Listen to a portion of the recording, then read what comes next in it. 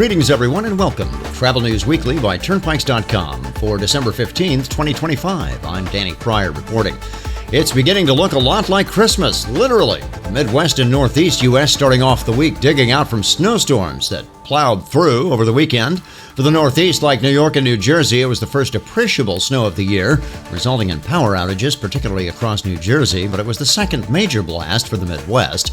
For the West Coast, particularly the Northwest, atmospheric rivers have been the problem, and according to the National Weather Service, another is due to land Thursday, bringing additional excessive rains to the region as far south as Northern California, with heavy snows at higher elevations. The Southwest and Central Plains are expected to have above-average temperatures all week, while rains and snows are expected later this week across the eastern third of the U.S. The upper Midwest and Northeast are expected to get additional snowfall as well, particularly late in the week. The current national snow analysis for the National Weather Service shows about 32% of the U.S. is now covered in snow. The snow and rains across the northern tiers will complicate travel, which will be getting underway in earnest over the coming weekend. The American Automobile Association's forecast for the coming two-week holiday travel period puts over 122 million of us on the road or in the skies for the holiday season, which would push well past 2024's record of nearly 120 million travelers.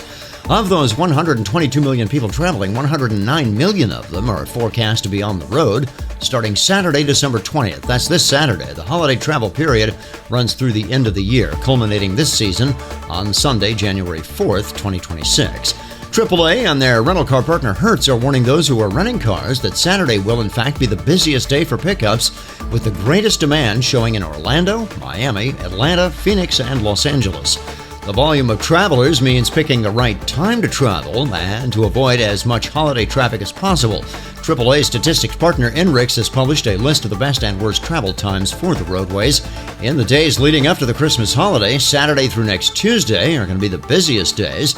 But if you get on the road early in the morning, you can avoid the worst of the traffic, and that is according to INRIX.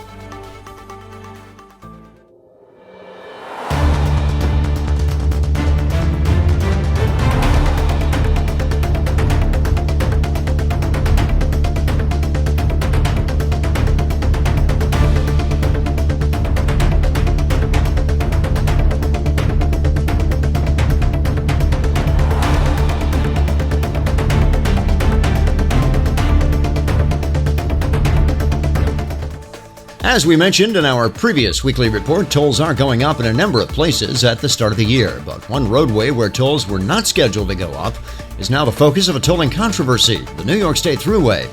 In case you missed it, trucking industry trades have been reporting that dozens of large trucking companies and fleet operators are up in arms about what they call an unannounced toll increase for commercial operators who use toll management services.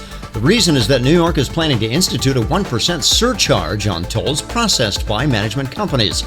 More than 100 fleet operators signed on to a letter last week drafted by Fleetworthy and sent to New York's Governor Kathy Hochul, calling the surcharge a backdoor toll increase, one that will even impact charges for tolls incurred outside the state of New York. The state of New York says it's trying to cover the cost of engaging with such management companies, but the commercial operators say in the letter that the increase will only result in higher costs with little or no benefit to commercial Easy Pass account holders. What's more, the letter accuses the state of sneaking the increase onto the books without any notice or engagement from stakeholders.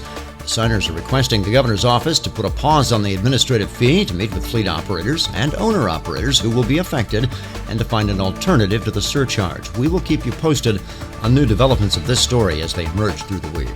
That is going to be a wrap for this week. We'll be back next week with an abbreviated report for the holiday.